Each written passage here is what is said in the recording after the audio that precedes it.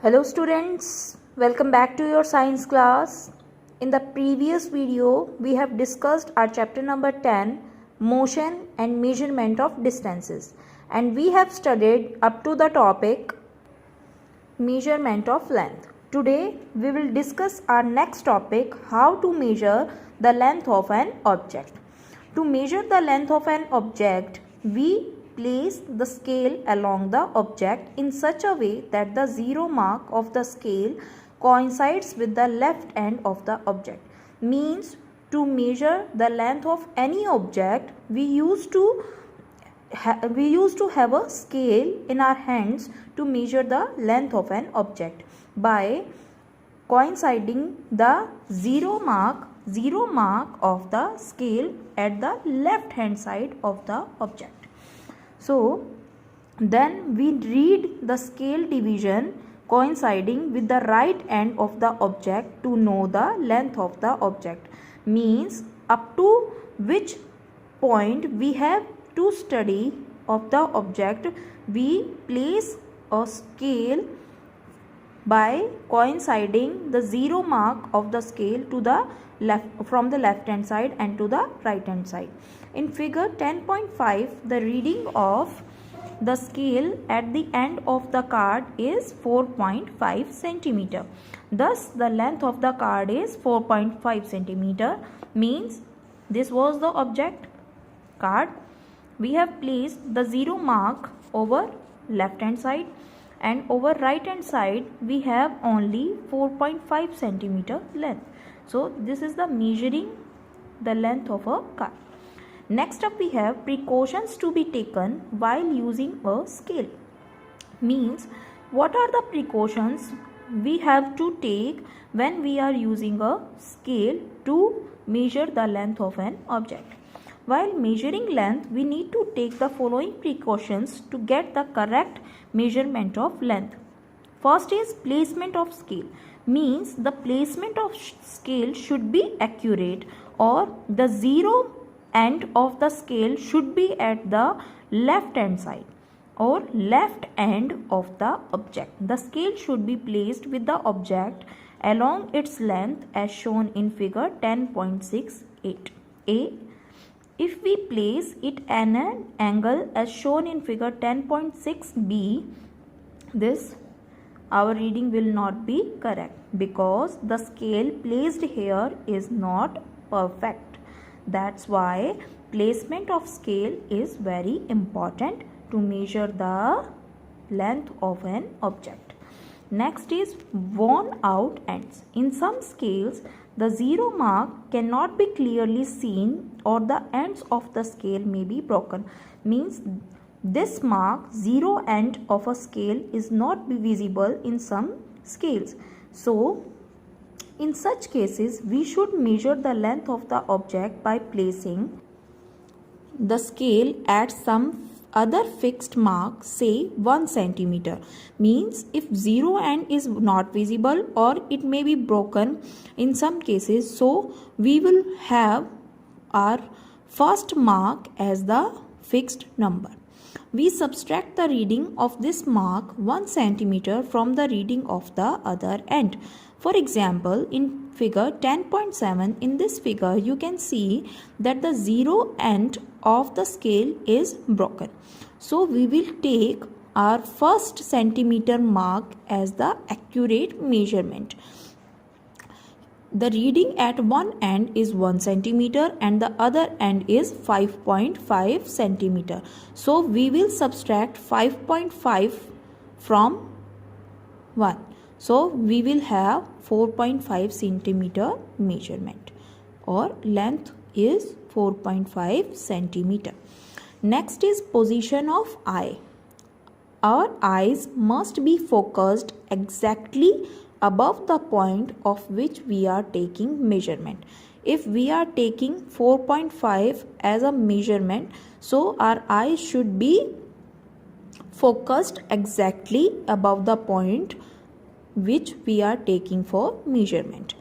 Position X is the correct position of the eye. Means, this is the correct position. If we look by this side or by this side, it would be wrong for the measurement of the length. In this figure, the correct position of the eye for reading the scale is at X, while position Y and Z are wrong. Means only this position would be correct. Our next topic is measuring the length of a curved line. Since in a curved line we cannot have the fixed points at the left hand side or on the right hand side, so we cannot measure the length of a curved line directly by using a meter scale. So what would we use in a curved line for measuring the length of a curved line? So the length of a curved line can be measured by using a piece of thread. Next topic is concept of rest and motion.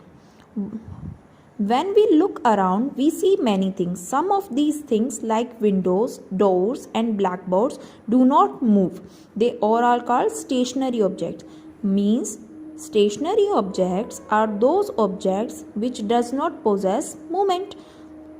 Or we can say that these objects are at rest. Rest means when something is not able to move, this position is called rest position.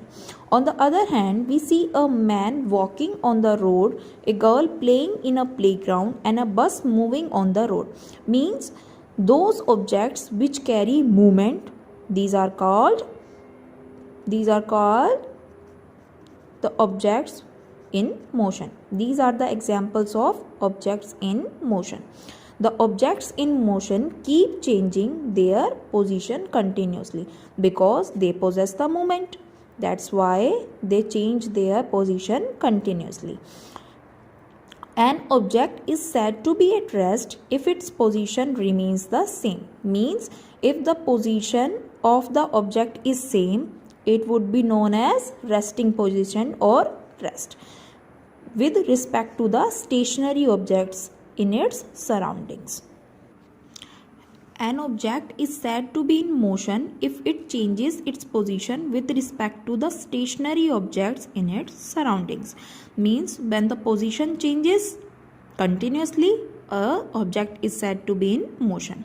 This change in the position of an object can be determined through distance measurements. It allows us to decide how fast or slow a motion is.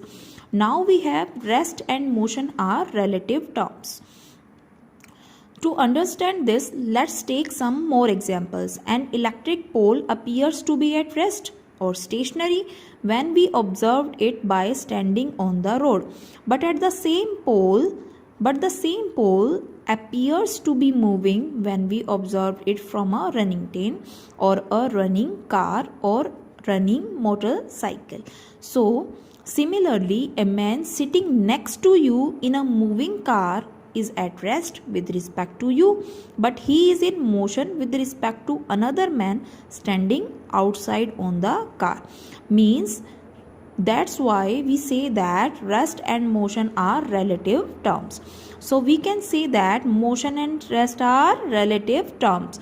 That is, an object that appears to be in motion with respect to one observer may appear to be at rest with respect to another observer. It means we have concluded that when we are in motion, we see the other electric pole appears to be at rest. But when we are standing or at stationary position, we look at it as a resting position. Now we have types of motion. Motion of different objects can be classified in the following categories. First one is translatory motion.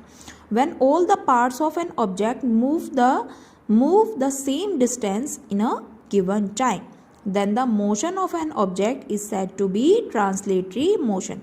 For example, a child going down a slide and a vehicle moving on a road. Translatory motion is of two types. First one is rectilinear and second one is curvilinear. Rectilinear motion. When an object moves along a straight line, its motion is called rectilinear motion. In figure number 10.11, you will be able to see that a car moving in a straight line is an example of rectilinear motion. Next one is curvilinear motion. When an object moves along a curved path like this, its motion is called curvilinear motion. Means when we are able to see a curve, so it will be curvilinear motion. For example, a car moving along a curved path, a ball thrown by a boy, and a javelin or shot put thrown by an athlete. These all are the example of curvilinear motion. Next is circular motion. When an object moves along a circular path, means when an object makes a circle, its motion is called circular motion. For example, the movement of earth around the sun, it is a circular motion. Motion of the moon around the earth, and athlete running on a circular track inside the stadium, and the motion of minute hand of a watch or a clock. These all are the examples of circular motion.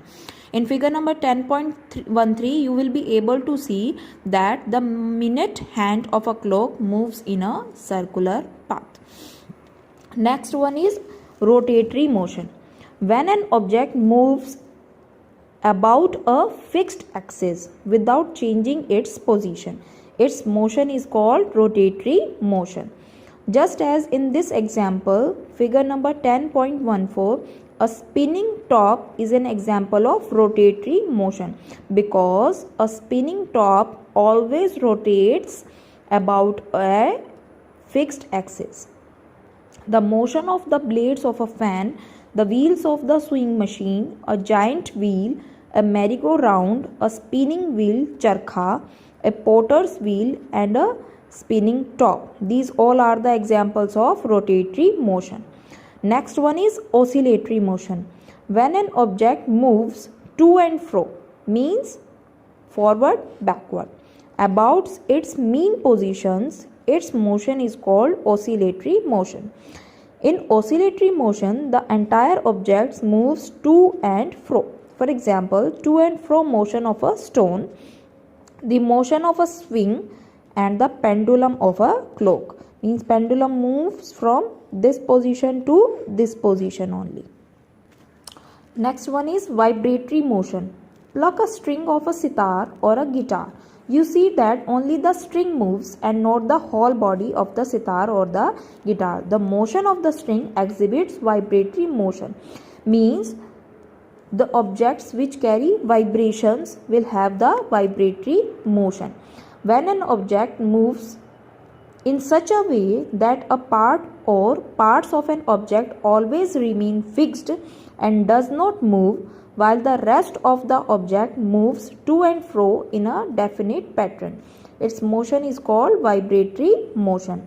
Expansion and contraction of chest during breathing is an example of vibratory motion. Means in the process of breathing, you will be able to see the contraction and expansion of chest. This is a vibratory motion. Next one is periodic motion. A motion that repeats itself after regular intervals of time is called periodic motion. The swinging pendulum of a wall clock, the needle of a sewing machine, heartbeat of a normal person, and the motion of the earth revolving around the sun are the examples of periodic motion. Period is that time which carries the objects from one position to another.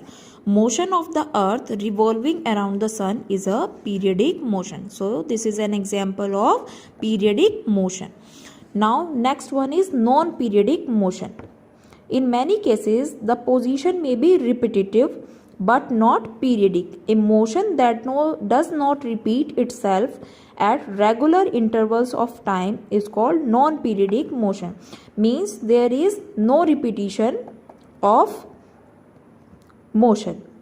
The swinging of our arms or legs are repetitive but not periodic. Now we have different motions at the same time. When an object possesses two or more types of motion at the same time, its motion is called multiple motion.